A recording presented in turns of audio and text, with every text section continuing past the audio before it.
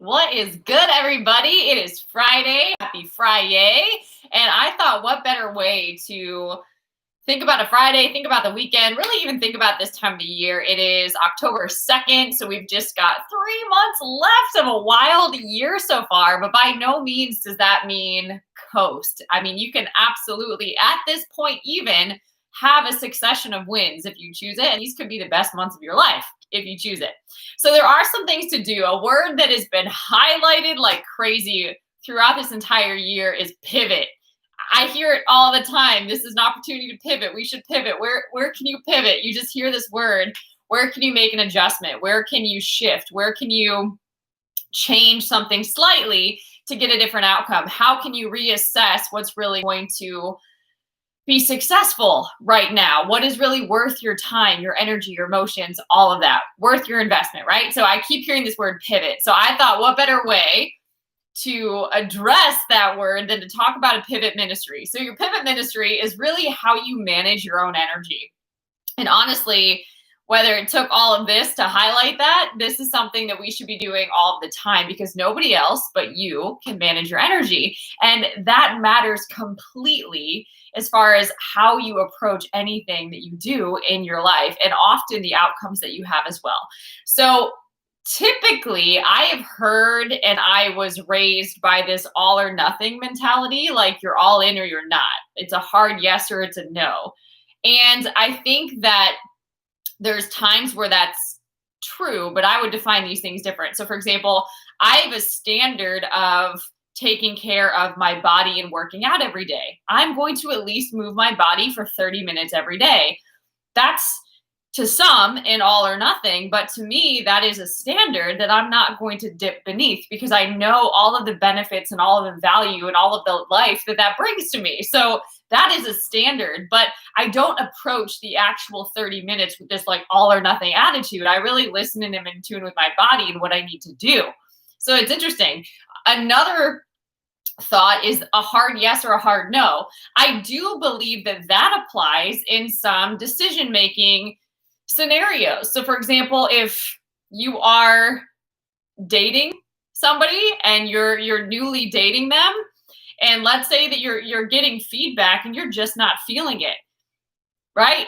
In that case, it's a hard yes or it's a no, right? I feel like when you hit a certain level of maturity, you don't have to spend as much time making sure that what you actually know, what you have conviction about is right. You just trust it and you keep it moving, right?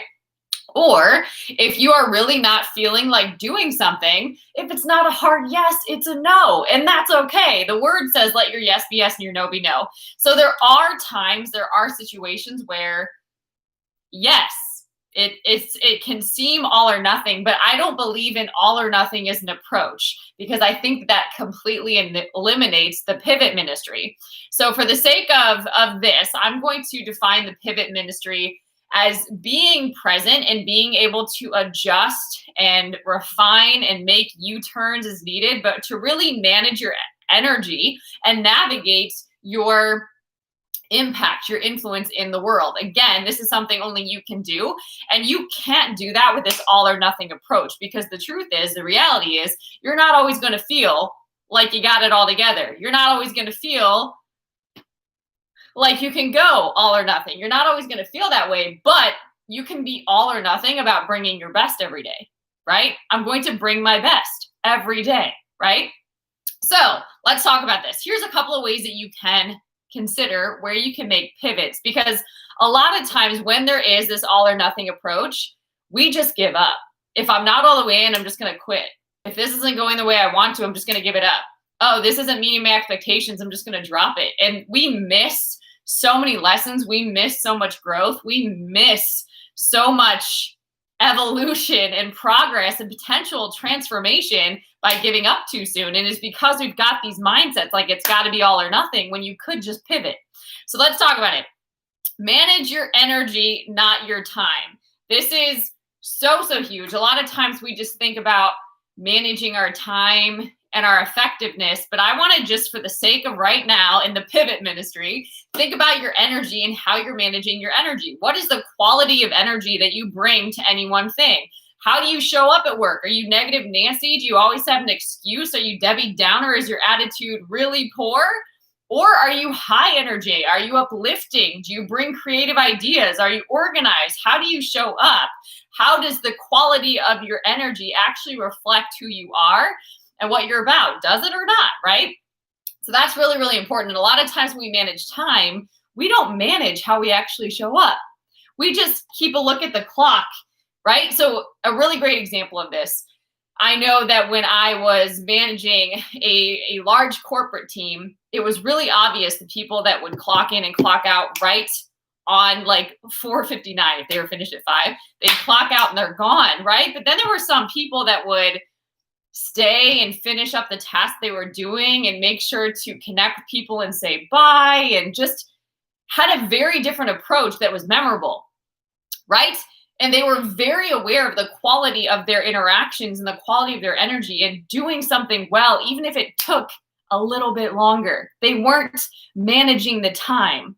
They were managing their energy, okay? So when we just manage time, we usually rush through things. We usually are not fully present. We just try to get things done, and we're not paying attention to what we actually want to bring to the table, the outcomes that we're actually about. We're not paying attention to that. We're just pushing, pushing, pushing, and driving. So first thing, manage the quality of your energy, not your time.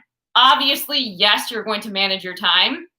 Time is valuable, right? But you've got to manage more so what you bring to the table. So for example, before you show up at work, what are the outcomes that you hope to bring about today? What are the interactions that you are desiring to create today?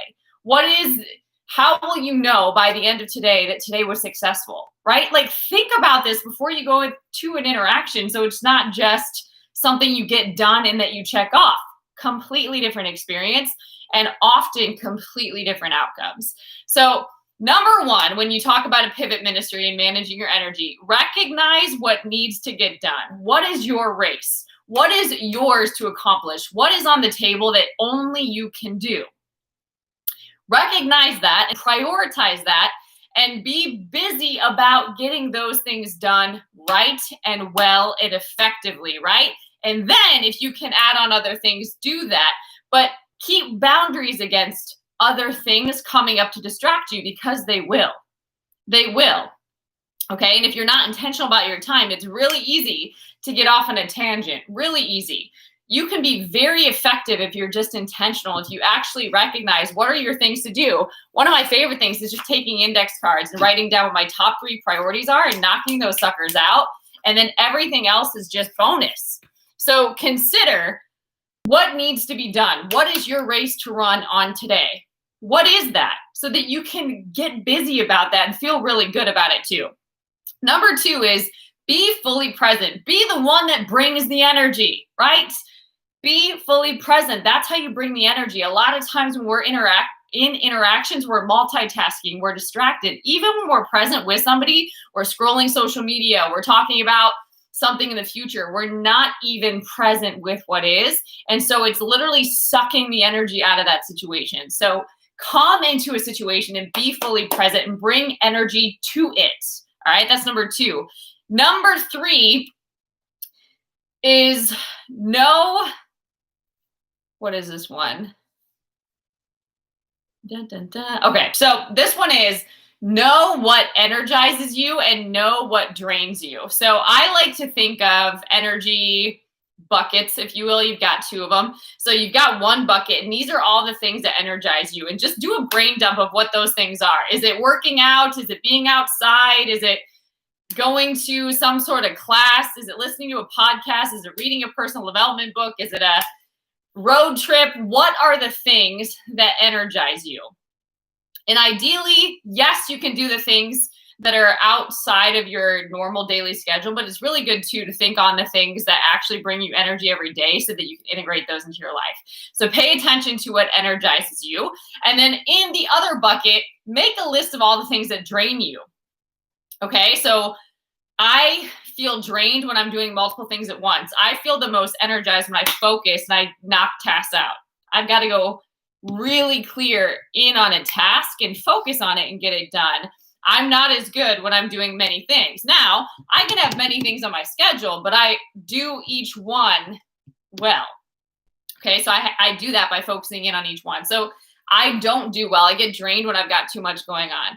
I get drained when I overbook my schedule. I get drained when I put too much in the hands of other people. So when I am leaving too many things open-ended, that starts to drain me. So think about that for you. What are the things that drain you so that you can adjust and work with your energy? Okay.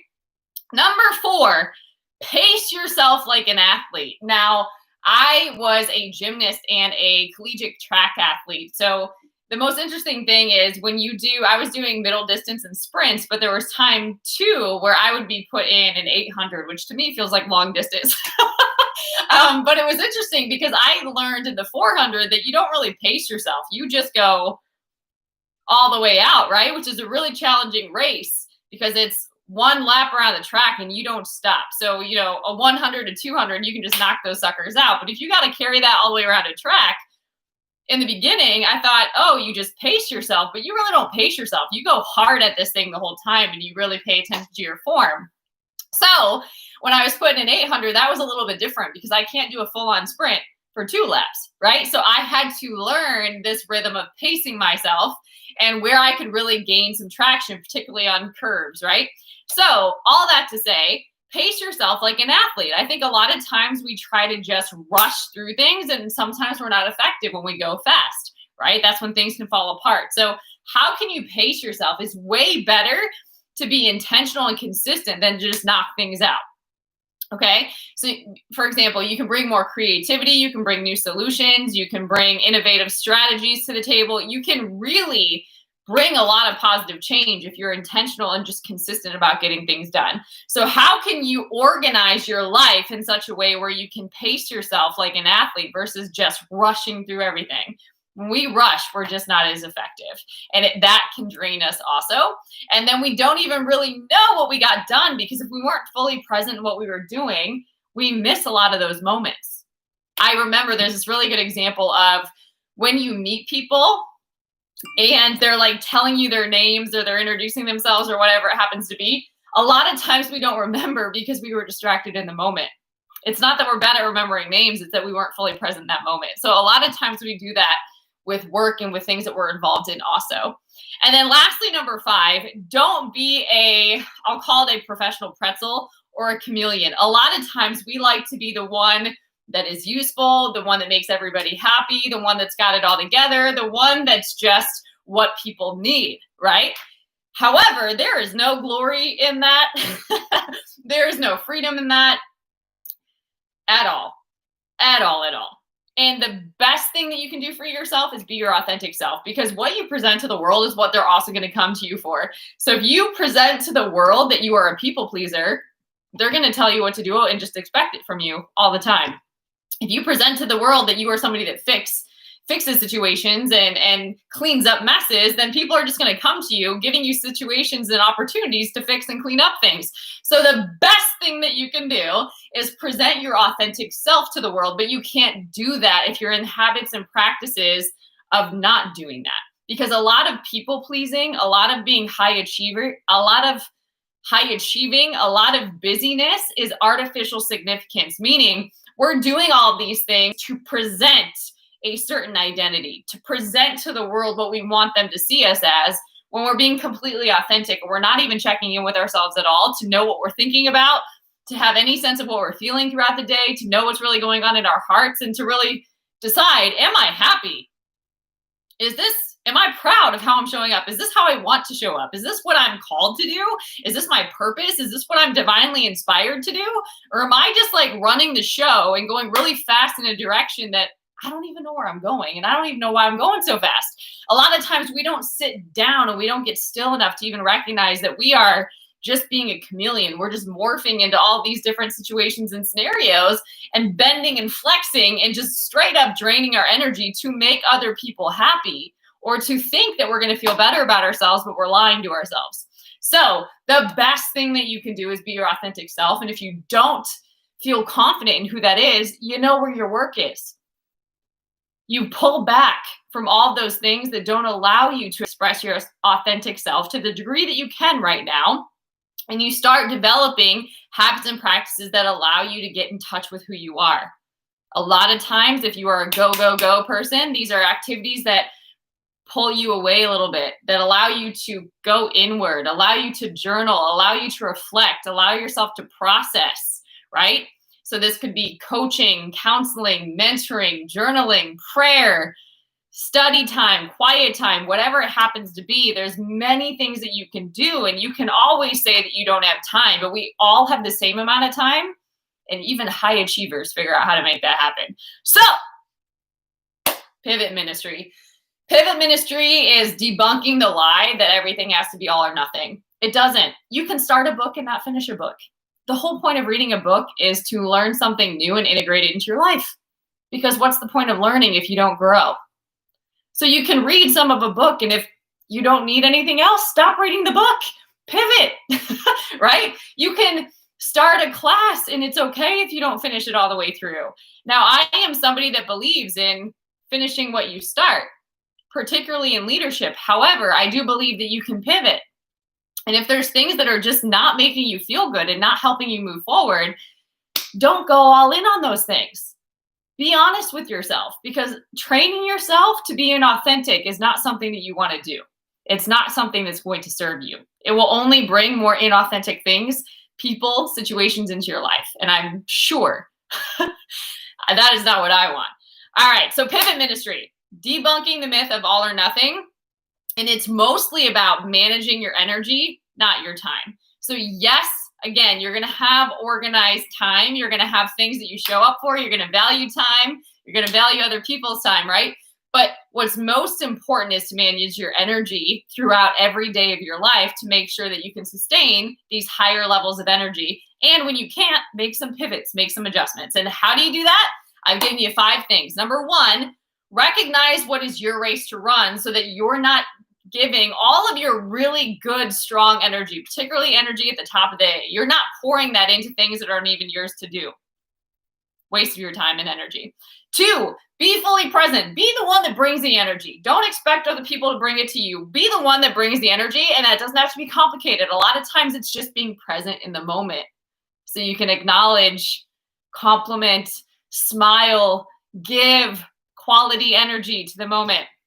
3, know what really sustains you and know what drains you, so that in those moments, maybe it's like 3 p.m. where you start to feel your energy lowering. What can you do then to bring it back up? Maybe you need to go for a walk. Maybe you need to take a 15-minute break. Whatever you can do to not, again, have this all or nothing approach and just push through, but take the break so you can come back and have more effective energy.